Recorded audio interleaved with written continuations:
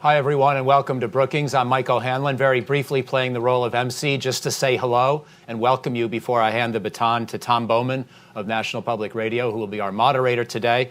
Tom is a very distinguished and accomplished NPR reporter, also Baltimore Sun before that. Really thrilled that he would join us. He spent a lot of time in the field in Afghanistan and elsewhere, embedded with U.S. combat units and other parts of the broader effort there that now, of course, is approaching the end of its second decade pretty soon.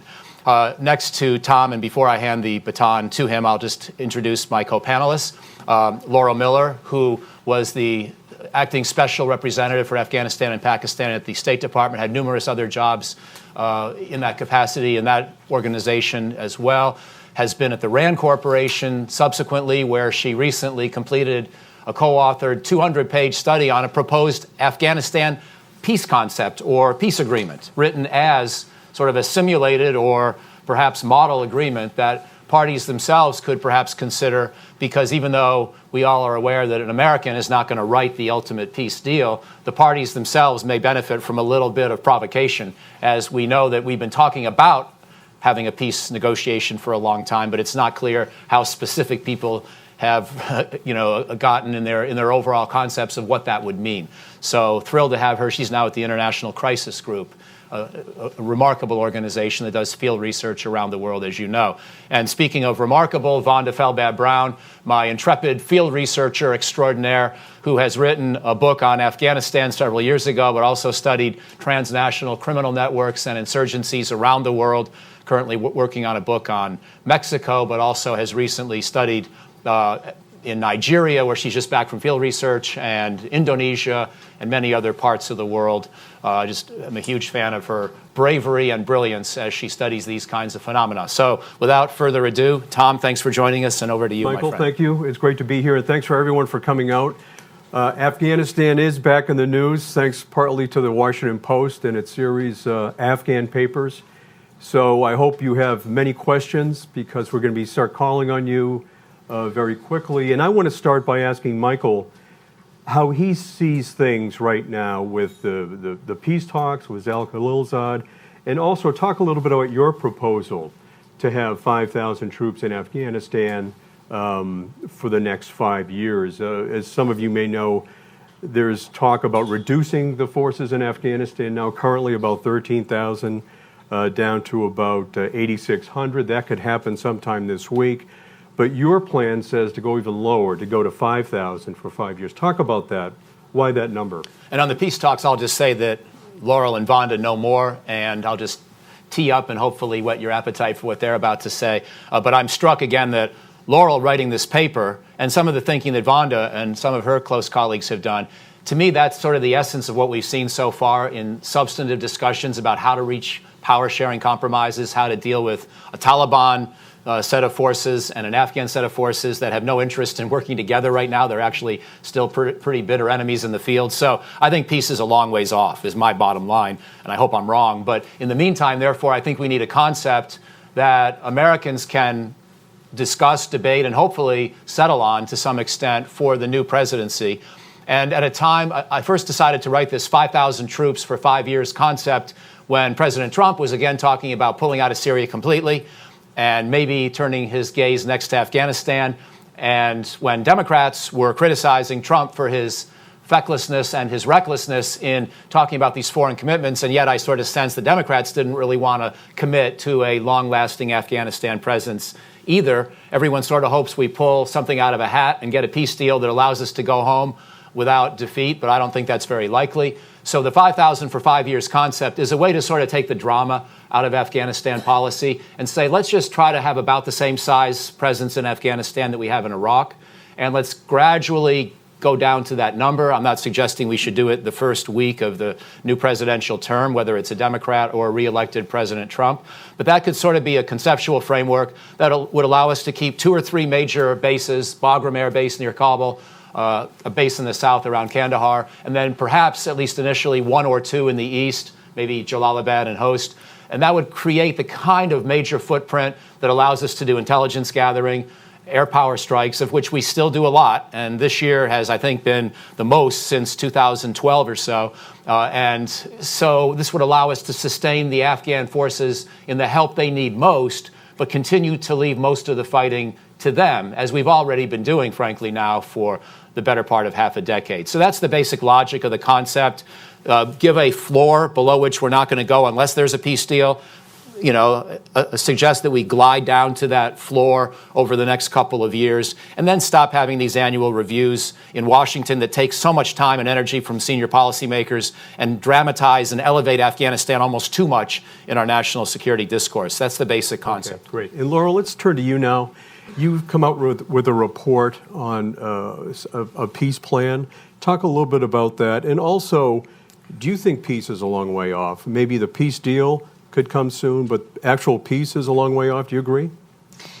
I think a genuine peace process that grapples with all the very difficult issues of how to govern Afghanistan, how to secure Afghanistan, is a ways off. But that doesn't mean that a peace process has to be a long way off. And having a process underway that brings the sides together into genuine negotiations can have a positive effect on reducing violence in and of itself, and is worth doing, and in my view, worth staying for militarily and diplomatically engaged in Afghanistan for some period of time to give it a real shot.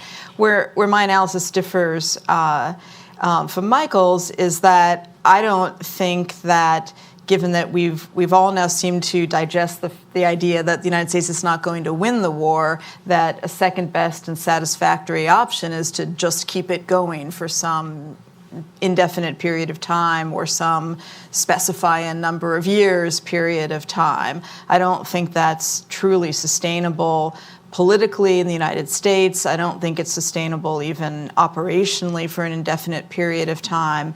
And it certainly doesn't do anything for the Afghan people, who are greatly desirous of peace.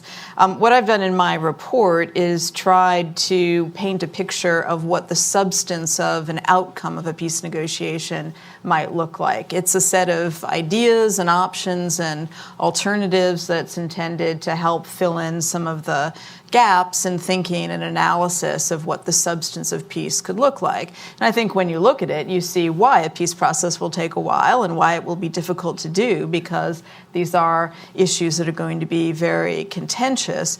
But you also see that Afghanistan, although complicated, isn't so much more complicated than a lot of other places around the world that have had peace processes, some of which have actually produced a result, that the kinds of issues and the kinds of possible solutions are ones that have been explored in other peace processes and occasionally succeeded in bringing down levels of violence. Now, the Taliban have repeatedly said they want all troops out, all international troops out of Afghanistan. Your plan calls for some sort of a residual force that would be going after terrorists, ISIS, and so forth. Talk a little bit about how you envision that kind of a force. Yeah. So I've included the idea of potentially having some kind of residual international military element that would continue counterterrorism efforts working with Afghans. Whether that could actually be led by Americans, I think, is somewhat questionable, and I'm by no means certain that you could get Taliban agreement to such a residual force, certainly not at the outset of a negotiation. I don't think you could enter into a negotiation assuming you could get that as an outcome. But I think it's something that you could try to get as an outcome of a peace negotiation. But I do think there's a hard question for U.S. policymakers as to whether that's a must-have element of a peace process or a great if we can get it element of a peace process, because I don't think it's certain that you could get that through a peace. The Pentagon has repeatedly said they would like some sort of residual force to remain in the country. Yeah. Well, Vanda, what about that? You've been recently in Afghanistan talking to the Taliban. Would they accept some sort of a residual force, do you think? Well, so first of all, I need to say that There are, of course, many members of the Taliban, and to the extent that I was able to speak with individuals, it's not at all clear how close they are to the Quetta Shura or Peshawar Shura. It's also very important to understand that the Taliban is talking to a tremendous amount of people, in fact, to just about all the power brokers except members of the President Ghani's and Dr. Abdullah's government. And they tend to tell to people what they want to hear. So same individuals or same factions will tailor messages very much on the basis of what they expect the audience to hear. That said, with this preface and the need to understand that we, the international community, is very much operating in a very opaque environment where preferences are not clear and not stated, there have been some consistencies. One of the most significant, most striking dimensions from the conversations I had was that the Taliban members were systematically expressing that the disastrous outcome would be for the United States to withdraw without the deal with them. So they still very much want that the U.S. strikes a deal, and they very much like the deal that Ambassador Khalilzad achieved by the end of August, and then President Trump canceled. For them, that's still the starting point of any further talk and more or less the end of what they envision the talk. They are, however, very unhappy about the possibility of U.S. withdrawing its forces without the deal with them, fearing this greatly augments a chance for civil war in Afghanistan that they very much want to avoid. Now, some of the military people I talk with over in Afghanistan say that the U.S. leverage is the money to keep the country going. That if all U.S. troops leave, the money leaves with them. Talk about the Taliban. Do they talk about that? Oh, about absolutely. All U.S. aid leaving? Oh, absolutely. And that's another issue that they are very focused on, with really quite consistent messaging across large numbers of interlocutors, that it would be disastrous for the United States to liquidate its socioeconomic accomplishments in Afghanistan and eliminate aid once they are in power. And they definitely believe that they will be in power, although they will make the argument that they will share power in some form with someone. And the in some form is really the crux of all the difficulties in the negotiations. That will be really the hardest part. But nonetheless, they assume that they will be in power, that to some extent, in some form, they will share power. And they're also rather clear that they do not want to repeat the 1990s, including the socioeconomic collapse in the country. And so they message very clearly by pointing examples to Saudi Arabia and say, look, United States, you have such a great relationship with Saudi Arabia. We perfectly want a regime like Saudi Arabia. We would be very happy with a regime like this, so we and you could be friends after you made the deal with us and your forces leave. And you should keep the money flowing.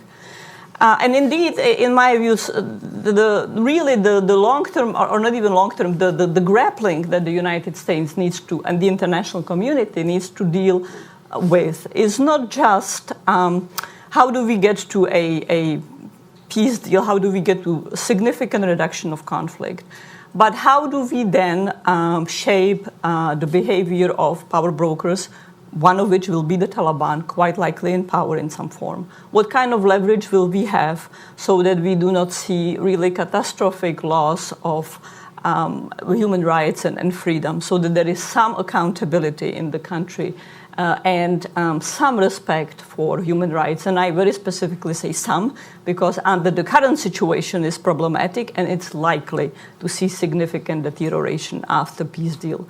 I wish that the peace deal could be the way the Afghan government envisions it, essentially a replica of the Colombian deal in which the Taliban gets minimal penalties and just agrees to demobilize and have 5 seats in the Afghan parliament. The Afghan government still puts that forth as the model they want. They bring in Colombian advisors constantly to explain the Colombian process. I think it's completely unrealistic.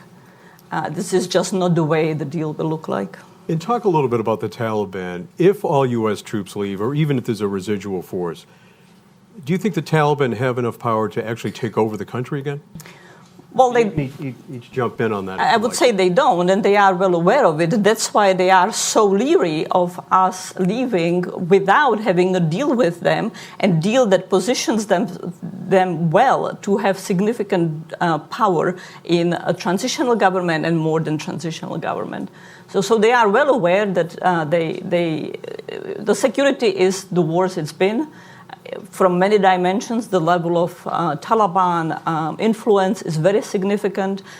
You can go to liberated districts, and 20 kilometers out of the liberated district, the Taliban is there, and government officials will not go there. In free districts, government officials might be absolutely hunkered down to just the office and have 40 bodyguards and not dare to step out of the office because of the level of Taliban presence.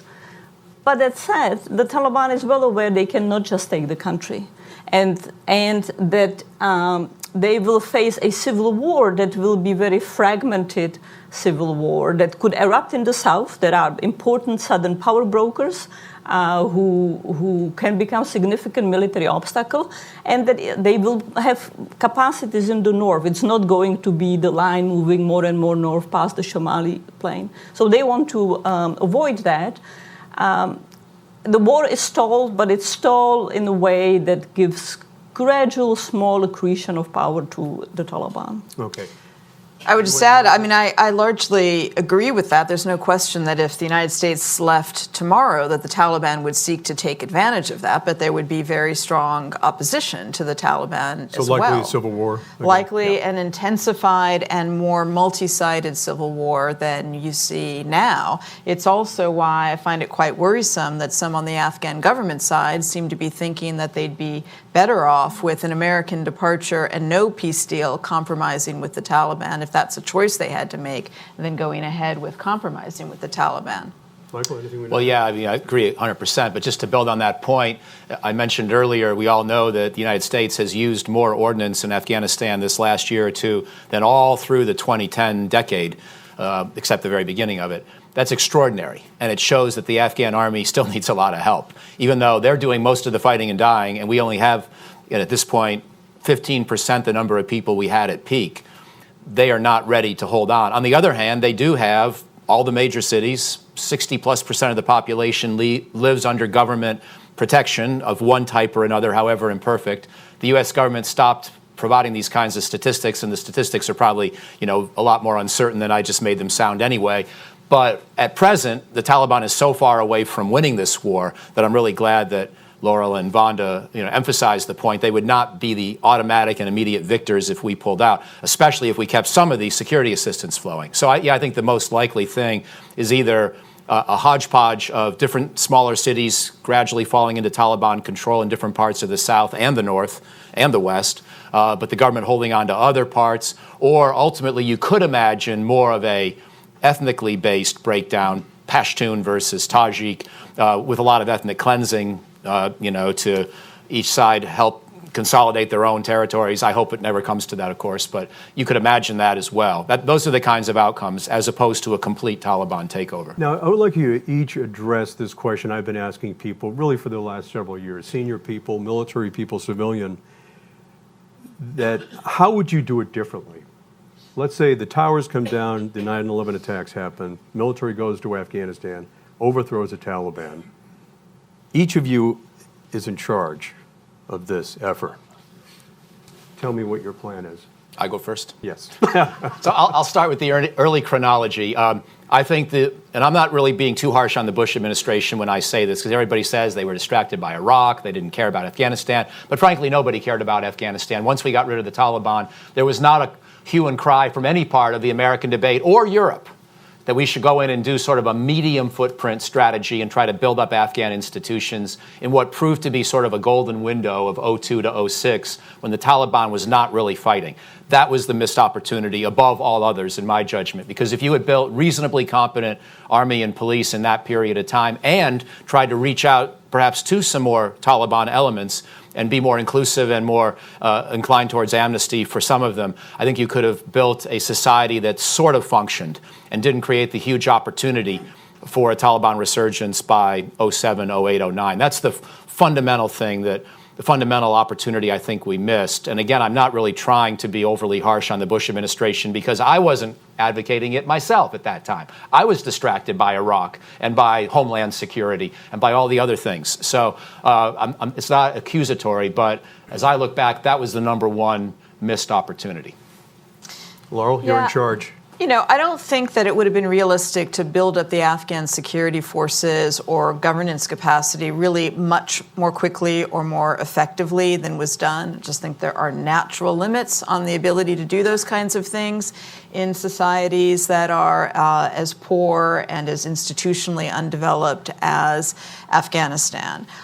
The key thing is that period from 2002 to around 2005, preventing the insurgency from taking hold, from developing, would have required political outreach to Taliban individuals. I don't say the Taliban is an organization as such because it had lost some organizational integrity. Now, was that a mistake, not reaching out to the Taliban? It was it was absolutely a mistake. It was not a mistake that was. It was not. I don't believe, from people I've talked to, an explicitly considered and rejected policy choice by the Bush administration, because the viewpoint at that time was, what Taliban? We've swept them away. There are no more Taliban. But there were people who understood Afghanistan better than that, who knew that you were risking the rise of an insurgency if you didn't deal with that. Nevertheless, Rumsfeld, of course, said, we'll bring the Taliban to justice, or justice to the Taliban. In early 2002. Yes, so, I mean, there was really the idea that the Bush administration, given that orientation, would have reached out is somewhat implausible. But let's even set that aside. There were many opportunities over the last decade to be more serious about trying to negotiate with the Taliban. And to have done that at the height of American power in Afghanistan, at the time of the surge, would have made a lot more sense than doing it at this low point of American power in Afghanistan that we're at now. Mm-hmm. Well, I would add to the issue of reaching out early and reaching out at the peak of power, before the surge and before the limitations of what the surge brought out became visible, also really being far more serious about governance. At the beginning, the Lightfoot approach significantly limited to what kind of governments the United States and the international community could ask for, putting in power, not necessarily in power in government, but putting de facto in power through relying on them for military gains, egregious warlords that generate enough entrenchment for the Taliban that the Taliban still has today. The Taliban is vastly unpopular, but that's not the issue. The issue is what kind of governance people face at the local level. And oftentimes, the governance through government or government-associated power brokers is more predatory, more capricious, more rapacious, less predictable than brutal but predictable and restrained governance by the Taliban. So that has been a key problem, both at the beginning because of Lightfoot approach and later on when consistently the issue of immediate military exigencies, the more Taliban killed, the better, compromise what we were asking for in terms of governance. Now, I would point out or reinforce what Laurel said, namely that there are limits to how fast this can be built, and we see those problems across the world. In insurgency after insurgency, the initial clearing seems easy, and then the morass of governance undermines the gains and brings in resurrection, reinforcement of the defeated entity that morphs in one way or another. There are few places when that hasn't happened, but even in the most optimistic cases, the cases with sort of greatest gains, greatest institutional strength, like Colombia that the Afghan government points to, we see resurrection of the FARC, we see dissident groups, we see all kinds of new actors and real struggles to bring the state in an effective, non-capricious, non-rapacious ways. Okay. And that's really the crux of our problems in Afghanistan. Okay, great. Let's go to questions now. Do we have a mic out there? Or there we go. This gentleman here, I think, was first.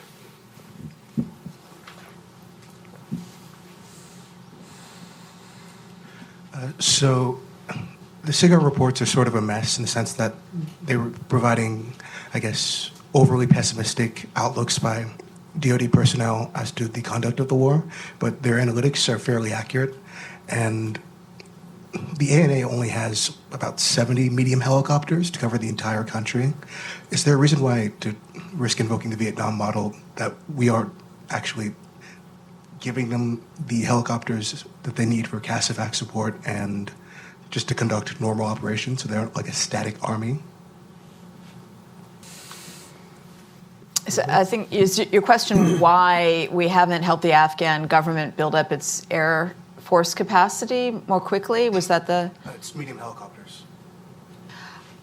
I mean, I would just say there's a long sort of sordid history of U.S. efforts to try to build up any kind of air capacity on the part of the Afghan government that's complicated by the way U.S. security assistance works, but is also, perhaps even more importantly, complicated by the difficulty of trying to build up these sort of high-end capabilities in a military that has the kind of limitations of human resource capacity that the Afghanistan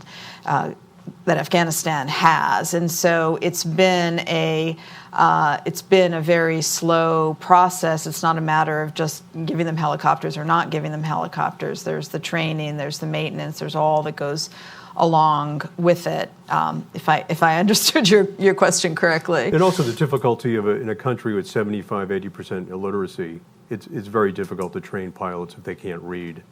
And then as far as the maintenance of a helicopter, you would have, and they will likely have contractors for many, many years into the future. A couple additional points just to back this up.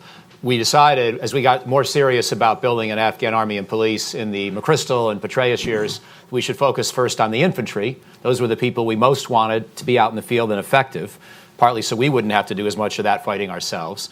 Second, the Afghan Air Force writ large. I know you were talking about helicopters, but air power writ large, there were a lot of problems with corruption in the leadership of the Afghan Air Force, even more so than in other parts of the Afghan military. And we wanted to try to weed that out first to the extent possible. A third issue was, do you buy them Russian helicopters or not? Those are the helicopters they're used to flying. Those maybe alleviate a couple of the maintenance challenges of, taking care of a Black Hawk. And yet, first of all, do you really want to rely on that equipment at a time when the Russian defense industrial base wasn't very strong? And then over time, do we really want to try to work around American sanctions on Russia that were preventing that sort of thing? So these are some of the practicalities of why it didn't happen, to just back up Laurel's point. Well, I would add one larger issue, and that is the one that you mentioned, the static army. And it's static army. The Afghan army is a static army, not simply as a result of the physical capacity limitations it has, but also very much as a result of choice. I mean, the reality is that with the exception of the Afghan Special Operations Forces that are vastly overstretched and overused, the majority of the Afghan army continues to be in a static garrison mode. You never win a war by being hunkered down. Any kind of war, let alone a counterinsurgency war. Back there, sir. Yep. That gentleman right in the middle.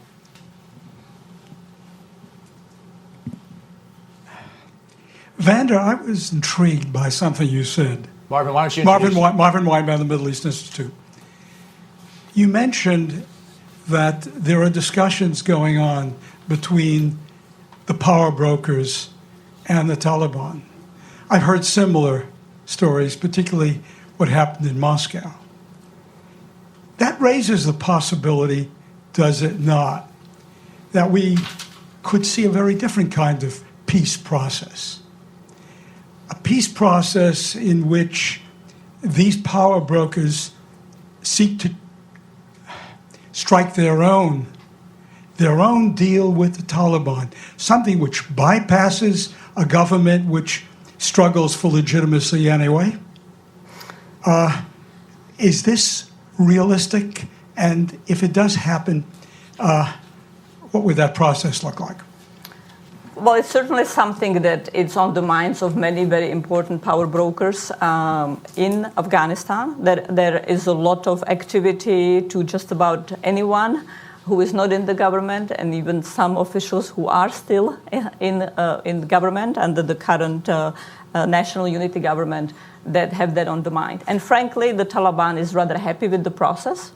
They very much engage in those talks, and both sides believe that they can strike a deal and divide the spoils in a way that will outsmart the other group. So the power brokers will outsmart the Taliban will outsmart the power brokers. This is taking place both in the south as well as in the north. I don't see how that process could be successful unless the official, successful in the sense of even accomplishing that short-term power division arrangement, not saying anything about its desirability or sustainability, but how you could even get to having that arrangement done without some significant weakening, significant hollowing out or outright collapse of the Afghan government, because the Afghan government is, of course, very actively trying to prevent those processes and stop those processes from going on. The significant issue, of course, here is the huge paralysis after the elections that is still not resolved, and the paralysis that is increasingly taking on crisis elements. I don't think we are in a full-blown crisis, but there is more and more crisis markers to it. And to the extent that that happens, that both saps the energy of the Afghan government from thinking what it needs to focus on, which is real substance of the talks, as well as enables and empowers and fuels those side conversations and fantasies and perhaps really destructive scenarios, because some of them involve power brokers who have very substantial followings and forces in the Afghan National Security Forces. I would just add to that. One hears from both sides engaged in these kinds of conversations and dialogues the line, I mean, I've literally heard it from people on both sides. Well, you know, when Afghans sit with other Afghans, we can sort these things out. You know, to which I then think if you could just sort these things out, I think there wouldn't be some of the problems that there are in Afghanistan. So there is this sort of over-optimistic idea. And of course, both sides can't be right that they're going to succeed in outsmarting the other side. So I don't think this is terribly realistic as a near-term proposition, so long as the United States is still engaged in Afghanistan and still engaged in trying to get a peace process going, because I don't think the U.S. would tolerate that kind of informal format for a peace process, even apart from the Afghan government's views. Moreover, part of what the Taliban wants out of a peace process is legitimacy. And international legitimization of their role in governance, partly as a route to having the money continue to flow. And it would be pretty hard for them to achieve that objective through these more informal means. But, you know, if the U.S. washes its hands of Afghanistan, washes its hands of a peace process, I could imagine in that scenario these kinds of varied power centers trying to come together to cut some sort of deal. Hard to imagine it would be any more sustainable than the kinds of deals that were cut and then immediately failed in the 1990s. So right here.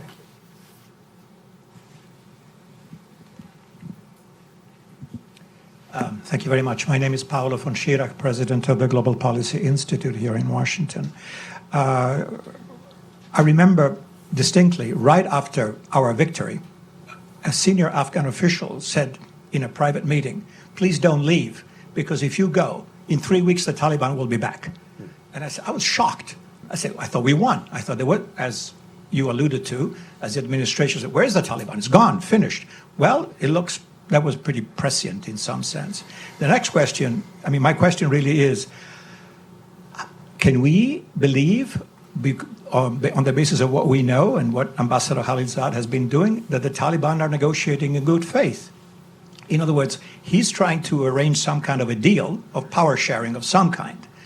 Is that realistic, or is just window dressing? Because essentially we're surrendering, we're leaving. Well, we want to put some kind of a nice window dressing to the whole thing and say, okay, we've done our best. Which leads me to my own personal conclusion, but I would like to hear yours. This reminds me of the Paris agreements in Vietnam, when the North Vietnamese realized that the United States was bogged down with all our internal domestic issues, Watergate, Nixon, and what have you. Well, they attacked South Vietnam, and the South Vietnamese, when they saw that we were not coming to the rescue, folded in 2 weeks. So is that? Yeah. Well, it's a key question. Michael, you want to address that? Can the Taliban be trusted if there is a peace deal with them? I think you need to write a deal that doesn't depend on trust, which is part of why I'm thinking it's so hard. And that's why I so appreciate Laurel's report. So just one, this is not really, I'm not going to betray any confidences, but about a year ago to this date, I spent an hour and a half with President Ghani, who was gracious enough to receive me. And it was pretty clear, I only say this because he's made it amply obvious in other statements publicly, that any kind of a peace deal that he was interested in, if you were going to have Taliban join some kind of a future security force, they would probably have to be individually vetted and recruited into an existing Afghan army and police. That was my sense of what he and other Afghan leaders have been envisioning. But that's not realistic that's basically victory for the Afghan government and defeat for the Taliban, who then get fairly gracious, forgiving terms for their individual fighters. That's what that is. So Laurel got into things like, could you rewrite the Constitution so that there's some direct power for local leaders more than there is today, maybe even direct elections at local levels. Even though the Taliban would like to control the whole country, they can have some share in the overall country, but maybe dominance in some of the south and east. Even that they're not going to like. That's not what they want. But that is the sort of thing we have to let them think through, both sides. Because otherwise, you're asking one side or the other, essentially, to acknowledge the other side has the upper hand or the other side has won. I don't think either side is anywhere near that. Ghani certainly wasn't when I spoke to him or anything I've heard him say publicly since. And the Taliban think that they're winning and that they'll certainly win if and when we depart. So both sides think they have the upper hand, and the actual mechanisms for sharing power that in a way that doesn't depend on trust and keeps both sides' leaders relatively safe physically, very hard to envision. But if there's a peace deal between the U.S. and the Taliban goes to talk with the Afghan government, won't the Taliban legitimately believe they have the upper hand? We just dealt with the U.S., now we're going to see you folks. I'm afraid that's possible. Yeah. And the trust issue, you both want to? Yeah, I think that depends on trust in what. So there are multiple dimensions to the talks as they exist, one of which is, can the Taliban be trusted to prevent the emergence of anti-US, anti-allied terrorist groups and counter them, particularly Al-Qaeda, but arguably a wider set. That's what the Taliban has apparently promised. That's what apparently is part of the deal that Ambassador Khalilzad agreed to. There is a great deal of variation on whether people believe that the Taliban will hold up to that. I think there is a great deal of variation within the Taliban in how they react to it. For a long time, some Taliban members believe that the phrase they use, Al-Qaeda was a plague on Afghanistan, and they believed it was a huge mistake that they hosted it. Others were much closer to it. It's a very different leadership with very different constraints. It's a leadership that's much more integrated into global jihadi networks and has significant liabilities and commitments to them. So it's not an easy thing for them to truly agree to that. Will they hold up but I also want to say that the Taliban is, to the extent that my interlocutors are in any way representative, very focused on not using international legitimacy and not losing international money. That will be the leverage. Will the Taliban live up to the intra-Afghan deal? Well, it depends on how much power they get. The Taliban believes they will have power, and they will kindly share some power with other non-Taliban power brokers. If that's the outcome of the deal, they're quite liable to hold up to it. Maybe they won.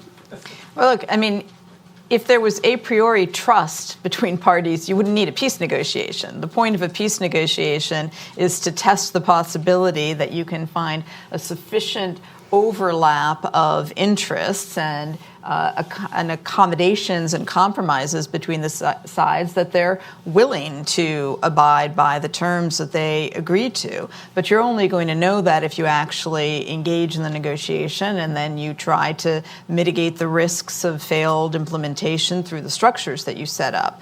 But you can never know in advance whether you can have absolute trust in the other side's willingness to abide. Okay, back there. The pen.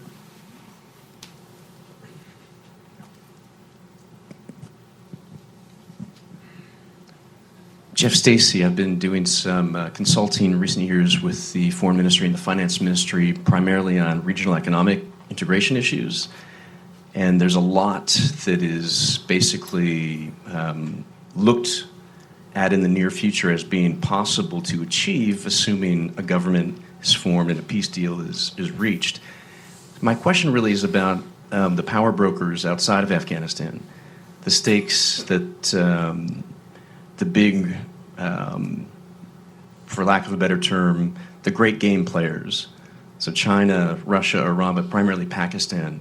What are your thoughts about how helpful they're being in these peace talks, and what role, or are they being are they pushing the Taliban? Are they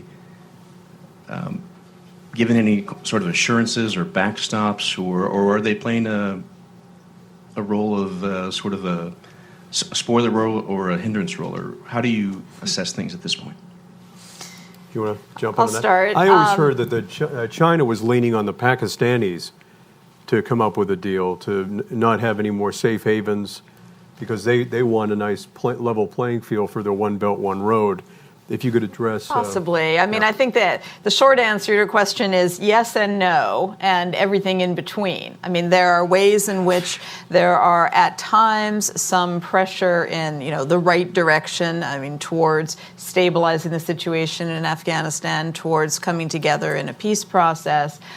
With respect to China specifically, I believe, yes, China would prefer stability to instability in Afghanistan, but its bottom line is really what's best for Pakistan and what's in Pakistan's interest, given the very close relationship between China and Pakistan. For India, I don't know if you mentioned India. India is basically just opposed to a peace agreement, but is not going to play much of a role in actually spoiling it. For Iran and for Russia, they're in the somewhat comfortable position of having it either in both ways. If there is a peace agreement that brings greater stability to Afghanistan, they benefit from it. If there isn't, they get to blame the United States. So they can more or less sit on the sidelines and pick and choose when they want to be a little helpful, when they want to be a little less helpful. Pakistan's obviously the most complicated of these. My sense is that in the last year, as the United States has shown more seriousness of intent to negotiate a peace agreement with the Taliban, that the Pakistanis have been relatively more helpful in pushing the Taliban along. But the Pakistanis have at the same time always been perfectly clear that they are not going to, as they would put it, fight the Afghan war on Pakistani soil. And that means they're not going to make the Taliban, the Afghan Taliban, their enemy. And so they will use their leverage, they will pull their strings, but they're not going to cut the strings altogether. Okay, right here.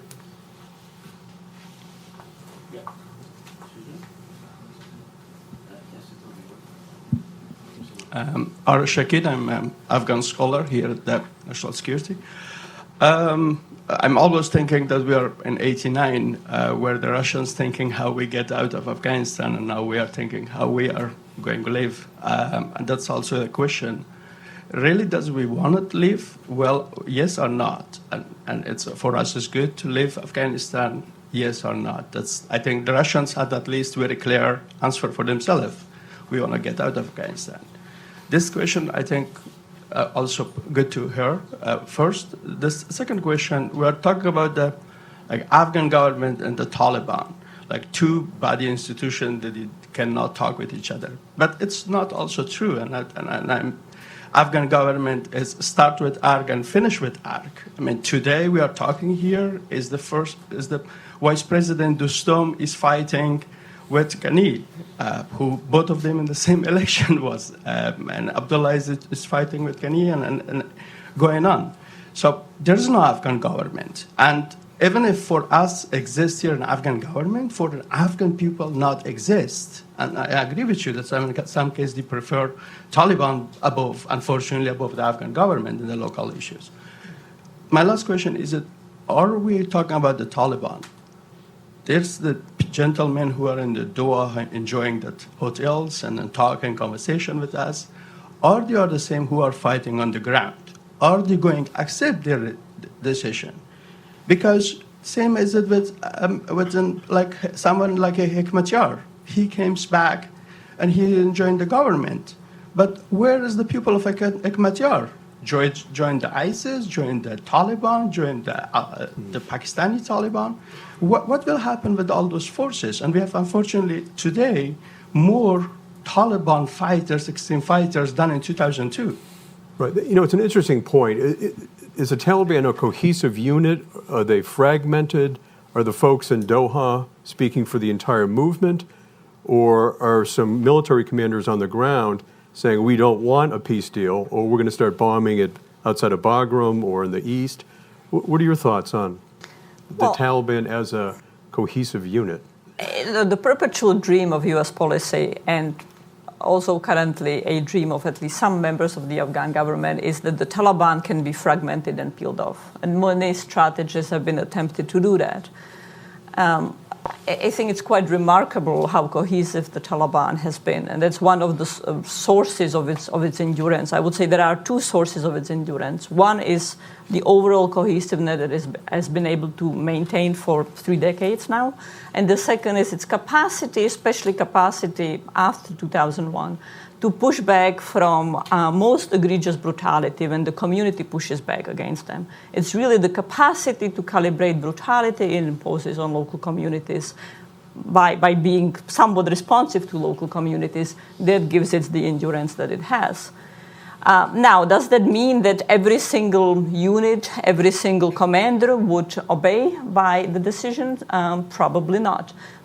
That's rarely, almost nowhere, very rarely, I can think of the Maoists in Nepal for a while, but just for a while. It's almost never the case where you have 100% compliance. The question is, can you have 80% compliance, 90% compliance in a way that substantially changes the security picture? I would just add one more thing, Laurel, before you talk. But the Taliban leadership is clearly very uncertain as to the preferences of its own military and middle-level commanders. And that's why the Taliban punts all the difficult questions, all the core questions about what kind of arrangement it wants down the future. The response to what kind of representation, how many ministries, what kind of role for women. Everything is answered through, after we have a deal, after we are in transitional government, we are going to create a commission that will study that. And one of the reasons they say that is because they understand that committing itself clearly on human rights, women's rights, Pashtun, non-Pashtun issues will be very controversial and highly contestable among its own ranks. Yeah, I fully agree with what Vanda said, and I was going to add a point very similar to your last one, which is that the Taliban themselves are going to be cautious about what they do in a peace process because of concerns about maintaining their cohesion and being able to implement any commitments that they make in a peace process. So this is why you, as Vanda indicated, don't see them moving forward with developing policy positions, with developing negotiating positions, with articulating them, because those will be very divisive issues. And why take the risk of being divisive before you absolutely must make those decisions and have those internal conversations? But it doesn't mean that they can't get to that point. It's yet another reason why a peace process is going to take a long time, because they haven't done that hard work yet. Sure.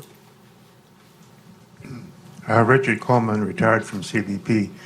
Looking at the Afghan papers, and I didn't read every word, it's such a sad commentary and indictment on the cabal to continue to lie to the American people, how successful everything was. The Afghans are doing their part. We're really pushing the ball forward.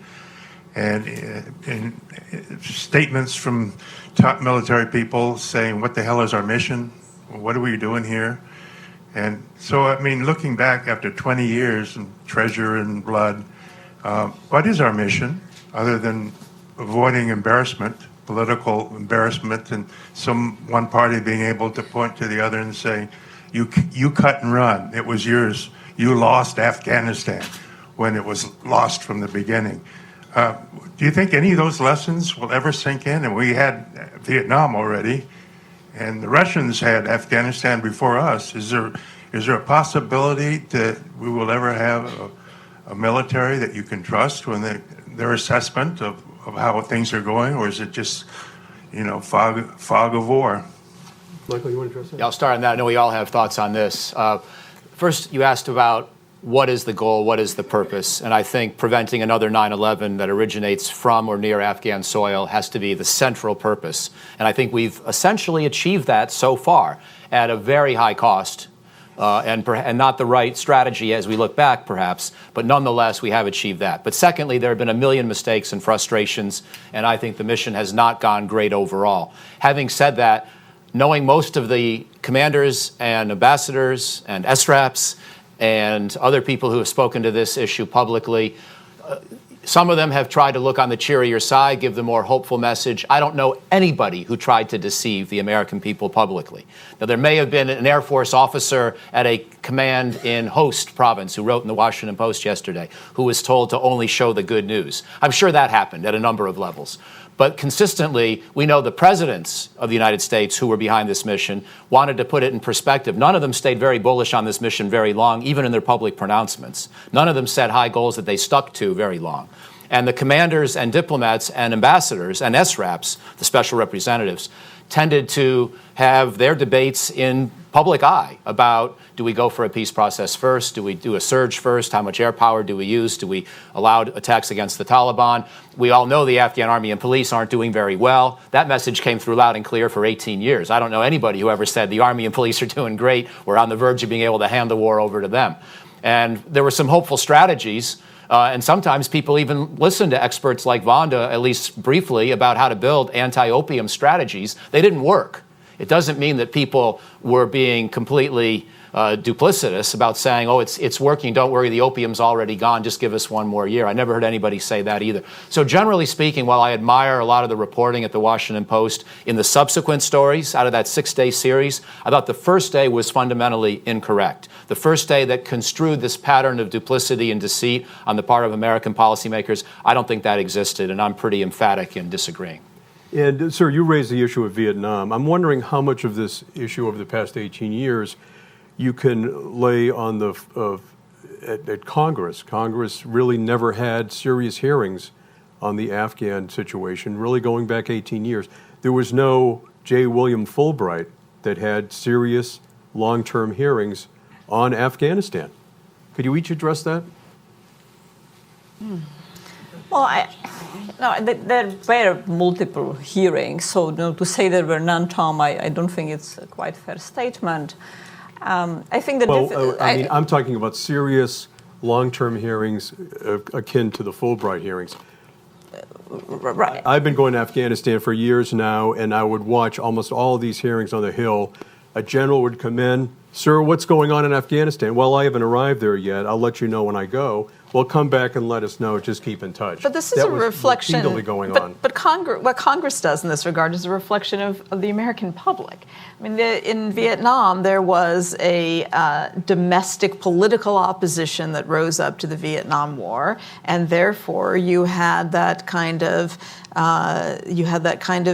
move in Congress to look for how to get out, how to hold the leaders to account. I mean, there is no widespread domestic opposition to the war in Afghanistan. If you look at opinion polling, it's increasingly unfavorable, but it's by no means comparable to what we saw in the Vietnam era, and so it's not particularly surprising. Because there was a draft, clearly. I think that's obviously a big factor, and 50,000 Americans But still, died. Congress had an oversight role, and I'm just wondering, did they handle that oversight role? Well, I think that really the most tragic and the most difficult issue is how can the system correct itself. I, too, do not believe that every portrayal of the war, however positive, however inappropriately positive, was motivated by deception or outright lying. But there clearly have been many structural difficulties in recognizing problems, and then being able to afford risks. So the system makes it currently very difficult to experiment with policy under excruciating, difficult, unpredictable circumstances and constraints, and to say, this didn't work, let's try something else. Policy is not like toothpaste. Well, policy is like toothpaste. You can squeeze it out of the tube, but it's very difficult to ram it back into the tube. Often it doesn't work. But also for individual officers, both on the civilian side and on the military side, to say we did our best and it really didn't work, that honesty will often be punished. Similarly, to be an officer in charge of dispensing money and concluding we have too much money, we really don't need it, will result in punishment, including by Congress, by allocating much less money, and that creates other sets. So it was well known within the system that there were real problems, but it was very difficult for the system to tolerate the mistakes and correct them in ways that were useful. And all along, and especially as the policy was unwinding, really since the surge, the question became, if we don't do this, are we willing to live with the consequence of catastrophic demise if we pull out under that circumstances? So the real hard reckoning neither took place at policy levels and among the public of saying, okay, the patient is on life support, but do we let the patient die? Do we allow very dramatic collapse, very dramatic by civil war, by liquidating a policy that's not radically improving things, but that's keeping some level of hope, some prevention of utter meltdown? I mean, I would just add to that, I think of the sort of systematic problems that need to be addressed in the future. A big one is that the policy discussions and the so-called strategy discussions focus overwhelmingly on how much effort to put in. Now, you could talk to people who would deny that this is what the conversation was about, but it really is a lot of what the inside policymaking was about. How much do we turn up the dials? How much do we turn down the dials on the level of effort? There really isn't a means within the system for addressing the question of how do you end the war. It's just not part of the way that the policy discussion, that sort of concept of war termination, is not part of the conversation and policy making within the U.S. government. And so then what you see is just a modification of the aim. So the initial aim was to eliminate the problem of Al-Qaeda and to get rid of the Taliban because they were part of the problem and replace them with something else. And then it morphs into this preventative mission that, you know, is never ending.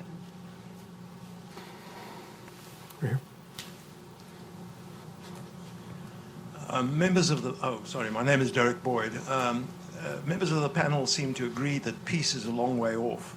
So in the near term, it seems to me anyway, that we're in this period where we're discussing the US withdrawal from Afghanistan. And what I'm interested in are what are the constraints on that issue that the government, the Pentagon, and so on will face? Well, I'll just put it this way, that President Trump, not entirely unlike President Obama, two different guys, slightly different in their personalities and politics, but they are not totally different on Afghanistan as I read them. They both concluded that no ambitious strategy was going to work. They both essentially said so, most of their presidencies, and they both had to balance the desire to get the heck out with the desire to protect the homeland from another major terrorist strike or regional dislocation on a scale that, like we saw with ISIS taking over much of Syria and Iraq, could flood refugees into important allies of the United States. So they both had to wrestle with these competing impulses that were almost contradictory. And so we saw almost annual policy reviews in the second Obama term and now in the first 3 years of President Trump's term, when we're always on the verge of saying, we've had enough. And presidents emotionally are almost always at that point, and most of their voters are at that point. But then you say, does going to zero really work? Is that really responsible? And so far, no one has concluded that it would be. my prediction, and part of why I wrote the 5,000 troops for 5 years paper, I think we can settle into a presence that may concede a little more territory indirectly to the Taliban, but allows the Afghan government to hold on to the big cities with a more modest and sustainable U.S. force. I hope, like Laurel said, I'm not wishing war for an indefinite period. I just think it's going to take a while. So in the meantime, let's sort of make the U.S. military presence there more sustainable, less dramatic, less in need of constant review. I think that's the way you sort of reconcile these otherwise contradictory pressures.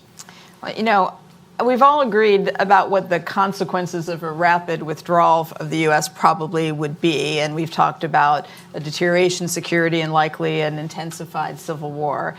But in terms of what the impact would be on the United States, I personally think there are a lot of questions there as to what the impact would be on U.S. security. And one of the issues that as far as I've seen, is actually not touched on in the Afghanistan papers that have been published so far, but I think is much more important than a lot of the issues that are touched on, is the failure of U.S. leaders to both internally have a clear-eyed analysis of what really is the remaining terrorist threat for Afghanistan, and does it justify, from that dimension alone, the level of U.S. effort there, and to articulate in an honest way publicly what the remaining threat is. You know, because of the sort of the shadow of 9/11, it looms in a way that I think has obscured clear-eyed analysis of what the quantum of threat really is from Afghanistan. Well, I personally think it's lower than many Well, claim. if anything, the military is saying the terrorist threat has expanded. They say there are 21 terrorist groups operating now in and around Afghanistan. That I challenge anyone to name me group number 10 on that list. Right. That is a greatly exaggerated statistic. They always come up with a number, but never the names. Right. Well, they're little tiny splinters. Get some more questions. All the way in the back there. Thank you. James Siebens, Stimson Center. There have been a number of mentions of the necessity of keeping U.S. aid flowing into Afghanistan following whatever peace deal might be reached. At the same time, there have been several mentions of corruption, and of course the Afghanistan papers have reminded us all, of course there was nothing really revealed there that anyone who was paying attention didn't already know, but it has reminded us of how much U.S. aid has fed into the corruption that exists in Afghanistan, even among the Afghan government. So I wanted to ask, in this sort of political climate of America first and ending endless wars, how the U.S. Taxpayer dollars that are going to Afghanistan can be used in a way that doesn't fuel corruption and illicit trade and trafficking. You know, look, I don't think there is a way to, in countries like Afghanistan or Nigeria or Somalia or even Colombia, for that matter, the golden child of U.S. counterinsurgency efforts, to get to a stage where you have zero diversion and zero corruption. You would only have that stage if you had zero diversion and zero corruption to start with, in systems that have extremely weak institutions, and are really based around patronage network and clientelism. Corruption is the purpose of government and the essence around which politics is organized. That said, we can be much more diligent, the United States and the international community can be much more diligent about preventing the most egregious and destructive forms of governance, of corruption. And this is where I have been urging policy to go for a while. Say what forms of corruptions are most destructive, when they systematically exclude particular ethnic groups, particular geographic groups, for example, or corruption that systematically undermines the capacity of Afghan national security forces. And then when we decide what corruption is most destructive to state building and peace building in the country, we need to develop the wherewithal to follow up on what we say are our red lines. Unfortunately, the policy in Afghanistan, and for that matter in other countries, Somalia is another prime example, has forever been, okay, Afghanistan, in order to qualify for aid, here are 21 conditions, and if you fail these conditions in a review a year from now, you will be denied money. Well, the yearly review comes, and it's not just the US, it's our international partners, and it turns out that Afghanistan fails 20 of the 21 conditions. And we say, well, okay, you tried, you met once, so next time around we'll really mean it and we'll really cut off money. So as long as we set unrealistic guidelines and then tools that we, for one reason or another, because of military exigencies, because of others' pressures, violate, our anti-corruption tools will be limited. But there's an explanation for why that happens. And it's that in Afghanistan, we had intertwined counterterrorism objectives, counterinsurgency objectives, and nation-building objectives, which was really just a subset of the counterinsurgency objectives. And because of that, we had a strategy, the United States had a strategy that depended for achievement of its counterterrorism objectives on the continued existence and performance of the Afghan government. Because we decided that our counterterrorism objectives required the physical presence of the United States military in Afghanistan, we therefore had to have a counterterrorism partner in Afghanistan, which was the Afghan government. And so we created this codependent relationship where we were dependent on the survival and the performance of that Afghan government. And therefore, you can just never impose genuine conditionality in that scenario. They have you over a barrel because they know that you need them as much as they need you. And I'd like to use that as a transition to answer your question, sir, about what is it that the United States wants in Afghanistan. Because surprisingly, or maybe not surprisingly, there is tremendous confusion in Afghanistan among Afghan people and including among the Afghan government as to what the U.S. wants. I mean, I would posit that what the U.S. wants most now is to get out, and get out in a way that avoids meltdown, that avoids civil war, that leaves the best possible chance for peace, but to get out, and with good reason. The war might not be unpopular in the extent that it generates massive demonstrations on the mall, but there are very genuine, very important questions to ask whether the resources being invested at this point generate outcomes and generate benefits that justify those expenditure versus putting the expenditures into tackling the opioid crisis in Ohio, or versus putting those expenditures improving education in Montana. Those are very valid, very important questions to be asked, and they have to be asked with the corollary question, okay, if we go out, are we prepared to live morally, in terms of international relations, security, counterterrorism objectives, with the very real possibility that Afghanistan will slide into a civil war? Nonetheless, the fact that we have set conditions and waived them, that we have set conditionality and ignored it, and the fact that we have had a set of presidents all wanting to get out and all not getting out at the last minute, whether it was President Obama in 2016 or President Trump, has generated a situation in Afghanistan where the Afghan political elite believes they can get away with anything, including literally murder, because we will not have the wherewithal to leave, and so the politics always remains about politicking, bargaining, bringing the ship of state to the precipice, but never becomes about serious governance. I wish we had the strength to say, Afghanistan, you face a dire moment, you have a chance for peace, 40,000 of your people are dying per year, develop interest in yourself to fix it. And I think if that our messaging about our need to leave, about our desire to leave, needs to be couched within that. Because unfortunately, many in Afghanistan believe that we want to be there because of great power competition with China or Russia, or because of the promise of the $1 trillion worth of minerals underneath the Afghan dust.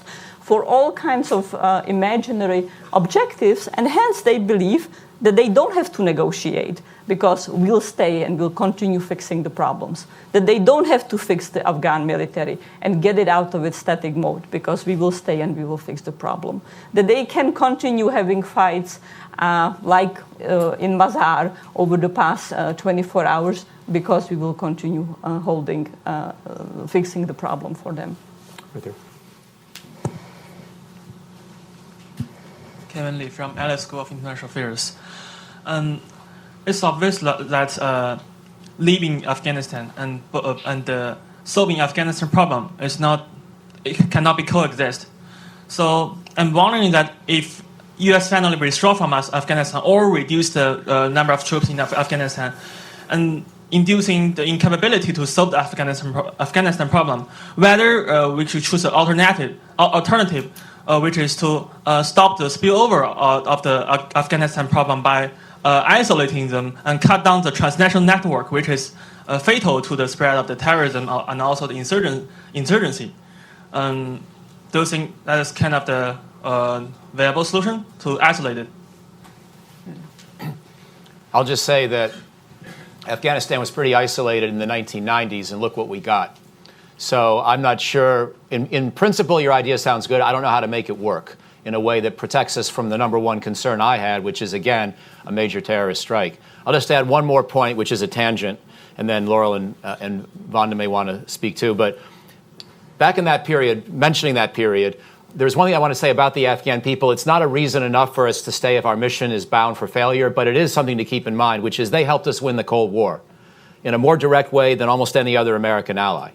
Because, to be blunt, they bled the Soviets through the 1980s. And they did the hard work, and they accepted the risk, they did the dying for that mission to be successful. And that largely is what brought an end to the Cold War.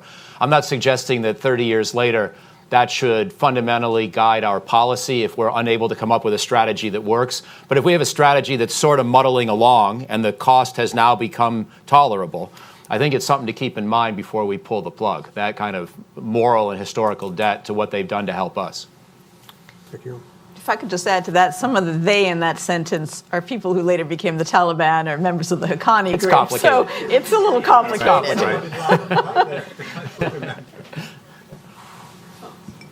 Thank you. Bill Goodfellow, Afghanistan Peace Campaign. Michael, I find it hard to believe after 19 years, you've been a great cheerleader of this militarized approach. After 19 years, and particularly after the devastating Washington Post series, how you could still advocate basically a watered-down version of more of the same with the idea that it might work. It just seems to me, I mean, we are losing, our guys are losing, and your 5 years, 5,000 troops, I don't think will change anything. And it seems we need a new plan, sort of regional diplomatic approach that Laurel's talking about, but just continuing with the same militarized policy just seems to me to be madness.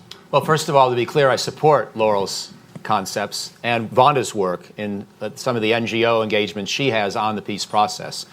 I'm just not enthusiastic about the near-term prospects of success, but I commend very much the effort, point one. Point two, I accept that this has been a frustrating mission, and I accept that a lot of Americans have paid a very high price, and the American taxpayer has paid a high price. But we are trying to protect from another 9/11, and now we're at a point where I think 5,000 troops can do it. And that's sort of the kind of level we've got in Iraq. It's the level we've got in a couple of other Middle Eastern countries. As Tom said, we've got a number of regional terrorist and extremist movements still today, not all of them equally seriously threatening to us. Maybe not 21. But I think, maybe not 21, but I think a posture that basically creates 4 or 5 major strongholds for American collaboration with indigenous partners, intelligence gathering, and where necessary, the application of air power or special forces is the right strategy, because I can't think of a better one.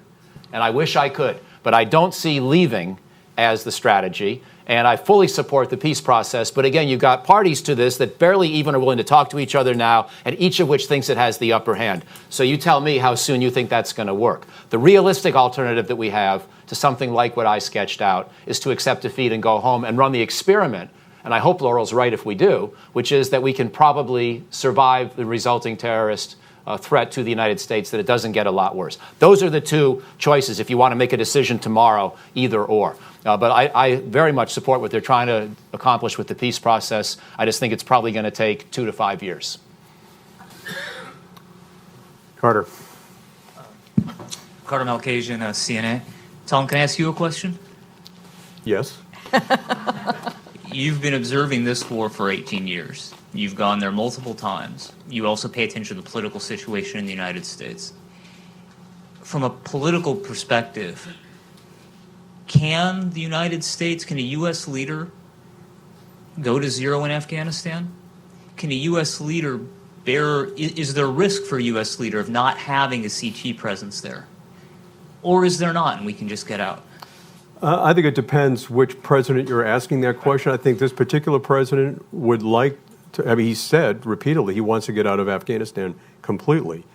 My guess is that those at the Pentagon and elsewhere would say, well, sir, we should leave some number of troops there to fight, like Michael was saying, maybe 5,000, maybe 2,000, 3,000. He also wanted to leave Syria, and that did not happen. He said 3 times over the past year and a half, I want everyone out of Syria. Certain people talked him out of it, and we still have troops in Syria. So my guess is, listening to Trump, he wants to get everyone out. My guess is he will be persuaded not to do that. I think Is that it's 50-50 either way. But, Yeah. I mean, who am I to say? But I find it hard to imagine that if President Trump pulled troops out of Afghanistan within the next year, that it would have any impact on his election one way or another. I just find it hard to believe that that's going to be the consequential, purely political issue, barring a major terrorist attack that ensues in the immediate aftermath. But I don't find that particularly likely otherwise.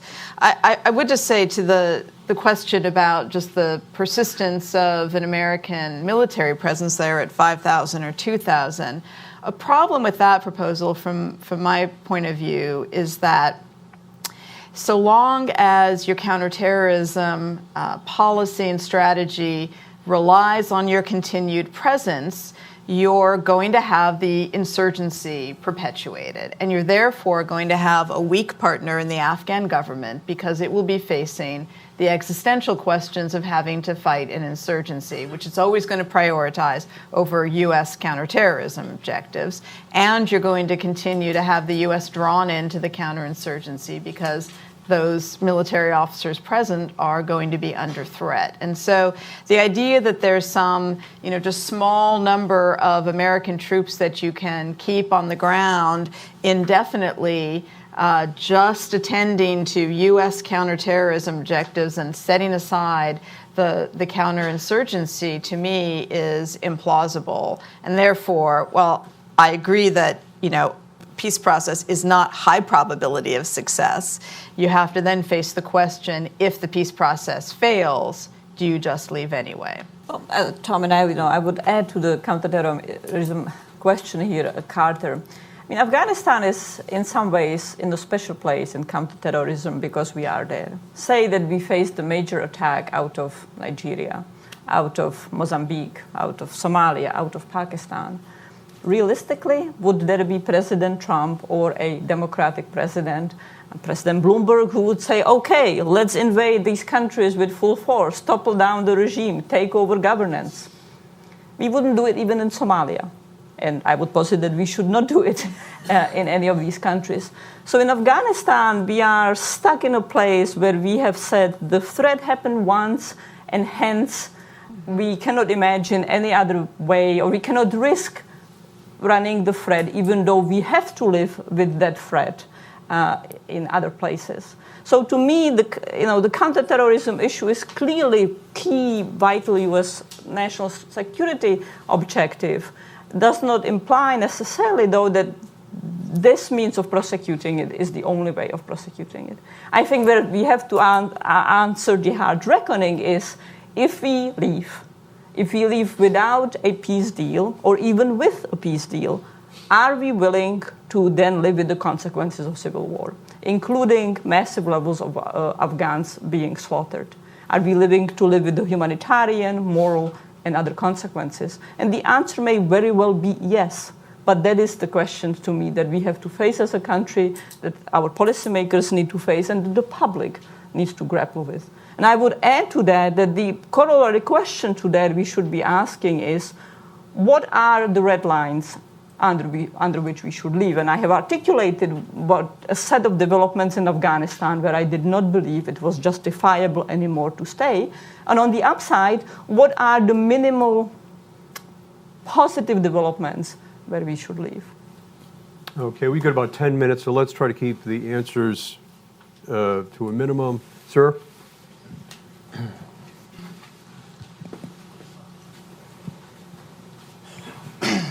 My name's Carl Pulzer, and I have a project called the Center on Capital and Social Equity. I'm not an expert on this region, but just as somebody who's been observing, in terms of defining what our national interest is, nobody's mentioned oil. The whole region, the reason why do we have so many footprints in that region and bases? Because we protect the lifeblood of the capitalist economy that we protect across the globe. What's different now than 20 years ago? 20 years ago, we were really importing most of our oil. And now we really export. We become somewhat self-sufficient even for maybe for a few decades. So I think geopolitically, I would be thinking about, can we, 10, 20 years from now, do we need to go back in there once we, exhaust all the fracked oil? But I see oil, maybe I'm totally off, but that must be a part of the whole calculus. Anybody? Is oil part of this? Not really. I mean, there is some natural gas in one part of Afghanistan, but it's not it's not a place. All three places are now being Syria. Yeah, but Afghanistan is a different picture in terms of what its potential exploitable resources are. And frankly, it's also a landlocked country. It's not a, if you're going to look at American policy objectives from that perspective, Afghanistan is not one of your more useful places to be investing your resources. Okay, way in the back there.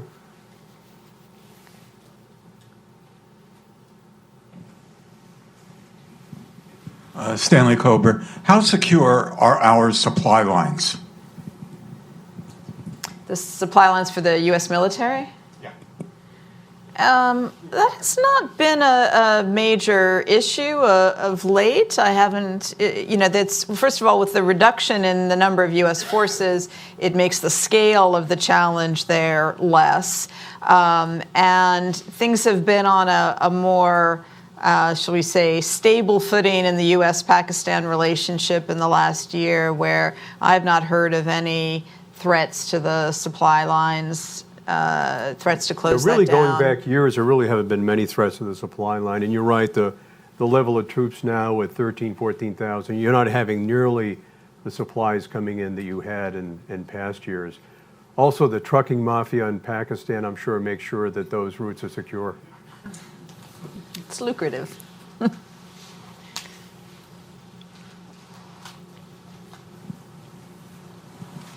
Dave Loudon, have any of our discussants detected any kind of a generational sea change that offers any kind of promise? And if so, or if the issue is civil war or stay in, what kind of metrics might you apply to just monitoring such a thing? Well, indeed, much of the analysis that are optimistic about Afghanistan centered on the very impressive young Afghan generation. That the level of human capacity has expanded greatly. Many young Afghan interlocutors or my age or younger are very impressive.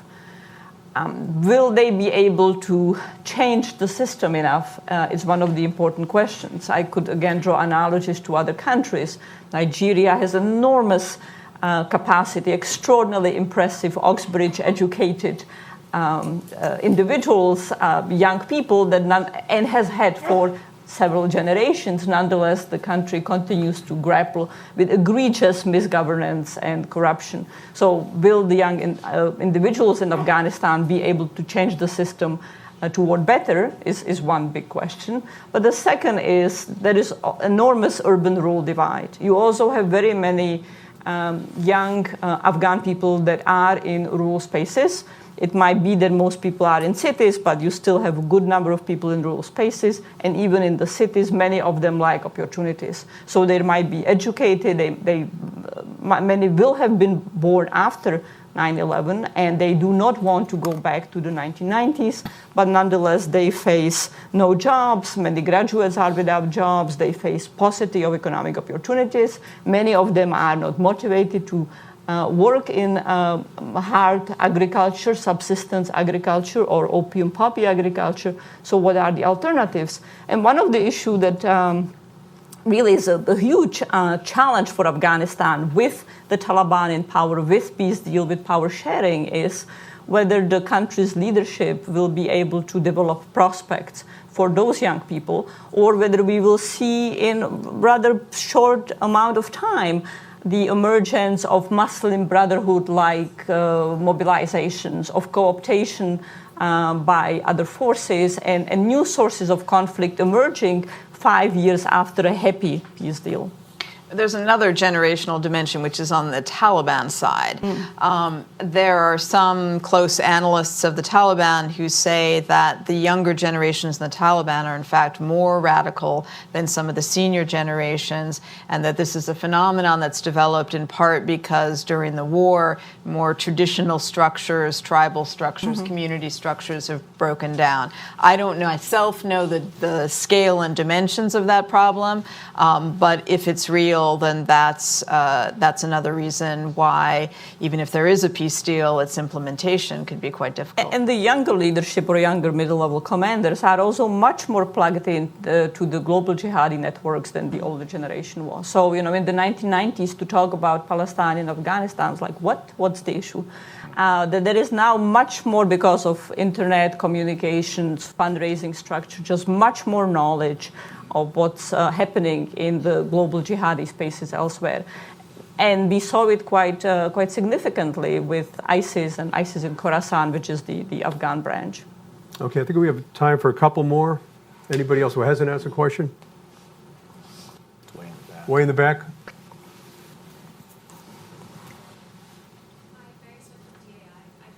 Can't hear you, sorry.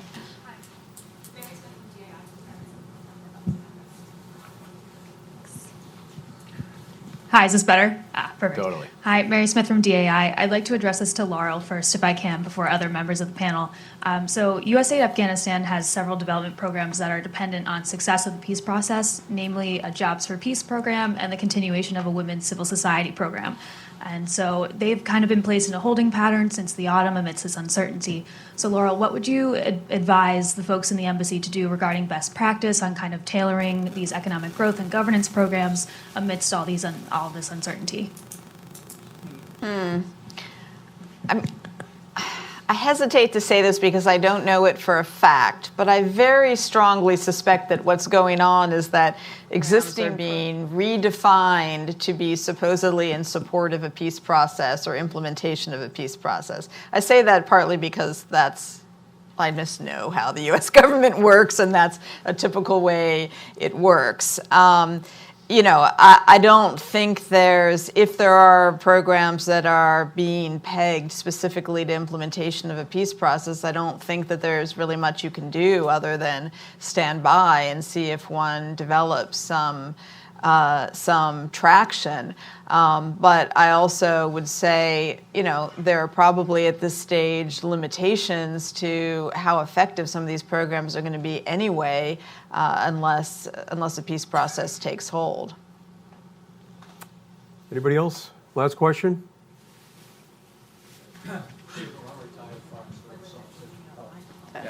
Peter Bloom, retired Foreign Service. Let's say you have an unrealistic miracle and the Taliban do form a government along with the existing government. What kind of policies or programs would they want implemented other than just holding on to power? Well, the Taliban is rather explicit that it wants a country that's ruled in accordance with Islamic doctrines. Now, of course, Islamic doctrines can be interpreted in a wide variety of ways, and under the existing constitution, Afghanistan is the Islamic Republic of Afghanistan. The Taliban does not believe that the Islamic character of the republic is adequate. One of the big fights is whether the word should be emirate or republic, or what kind of combination that expresses how they believe that the existing setup is inadequate. Now, that's part of the issue that will be very, very much questioned. There are big discussions about what role for women. Some Taliban interlocutors will say, look, a woman can be even a minister, but absolutely not a prime minister or president. Others will express much greater restrictions on the role of women and their role in public space when they reach puberty, certainly. If you look at how the Taliban rules in practice on the ground in territories where they control, it varies quite substantially by the shadow district governor and military commander, but they tend to impose significant restrictions on what we would define as civil liberties and freedoms. They will tolerate education for girls up to a certain point. They will often have a Taliban member present in the school to make sure that only what they believe is appropriate is being taught. But at the same time, they will also make sure that the teacher shows up and that the teacher does not moonlight and does not collect money for being a teacher and be abroad. So certainly they have been prohibiting music. They sometimes and TV. They soap operas. They sometimes say we are only prohibiting it now. Once we are in power, we'll allow it, but right now we cannot allow it. They are quite explicit that they do not want an economic collapse. Now, that does not mean that they have really an economic vision other than preserving the flow of international aid and possibly international investments, and have been quite effective in reaching out to China, for example, and promising China that Chinese investments will be protected in a country ruled by the Taliban. Yeah, I mean, they claim that they claim to foreigners at least, that they recognize mistakes of the Taliban regime of the 1990s and that it will be important not to repeat those mistakes. Precisely what they regard as mistakes and what they will do differently is another question. And one hopes that if there is a peace process and it takes some time, then these are questions that will be explored. But I don't think in reality you're really going to know until the aftermath. So on behalf of Vonda, thank you for coming. Thank you to Tom and Laurel. Happy holidays to everybody. Really appreciate you being here. Thanks for watching. Be sure to like and subscribe for more videos from Brookings.